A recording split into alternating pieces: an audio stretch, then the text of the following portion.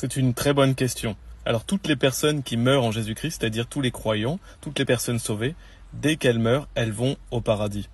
2 Corinthiens chapitre 5, on va lire des versets 6 à 8. La Bible dit, par conséquent, nous sommes toujours confiants, sachant que pendant que nous sommes dans le corps, nous sommes absents du Seigneur, car nous marchons par la foi, non par la vue.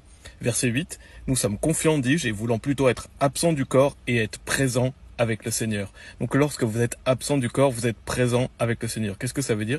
Ça veut dire que le jour où vous mourrez physiquement, vous êtes directement au paradis. En fait, dès que vous mourrez, vous ouvrez les yeux et vous êtes au paradis dans la présence de Dieu pour toujours.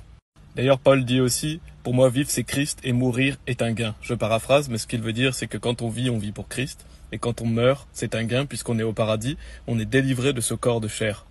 Et on va lire aussi l'histoire de Jésus avec le voleur qui est crucifié sur la croix dans Luc chapitre 23.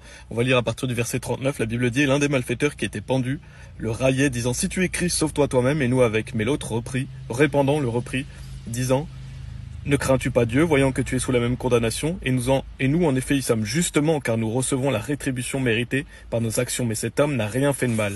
Et il dit à Jésus, Seigneur, souviens-toi de moi quand tu viendras dans ton royaume. Et Jésus lui dit, en vérité je te dis, aujourd'hui tu seras avec moi au paradis. Donc on voit qu'un des deux voleurs va prendre conscience donc de son péché et qu'il a besoin d'un sauveur. Il va invoquer le nom du Seigneur, il va demander à Jésus-Christ de le sauver, il va mettre sa confiance en lui. Et que lui dit Jésus-Christ, en vérité je te dis, aujourd'hui tu seras avec moi au paradis. Donc ce voleur qui va mourir sur la croix va aller directement au paradis. Et c'est vraiment une merveilleuse histoire aussi parce qu'on voit que le voleur, bien sûr, n'a pas fait de bonnes actions, il n'était pas une bonne personne, il n'a pas changé de vie, il n'a pas suivi Jésus-Christ, il n'a pas fait de bonnes œuvres pour être sauvé. Qu'est-ce qu'il a fait? Il a demandé à Jésus-Christ de le sauver. Il a pris conscience de son état de pécheur et qu'il ne méritait pas d'aller au paradis. En fait, il a pris conscience qu'il mérite d'aller en enfer, mais que Jésus-Christ est juste, Jésus-Christ est sans péché et que Jésus-Christ est le Sauveur. La Bible dit, crois au Seigneur Jésus-Christ et tu seras sauvé. Donc il a mis sa confiance en Jésus-Christ. Et la Bible dit, si tu confesses de ta bouche le Seigneur Jésus et que tu crois dans ton cœur que Dieu l'a ressuscité de mort, tu seras sauvé. Donc il a confessé de sa bouche, il a demandé à Jésus-Christ de le sauver, il y a cru dans son cœur et Jésus-Christ lui a dit, voilà, tu es sauvé, tu vas aller au paradis.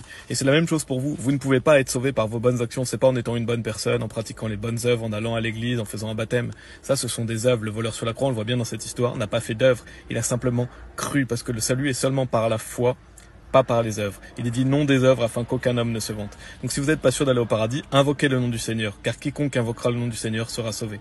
Demandez à Jésus de vous sauver, prenez conscience que vous ne pouvez pas vous sauver vous-même, mettez votre confiance en lui et Dieu vous donnera la vie éternelle, vous deviendrez son enfant et donc vous êtes assuré d'aller au paradis, quoi que vous allez faire dans votre vie, parce que vous êtes enfant de Dieu pour toujours. Amen.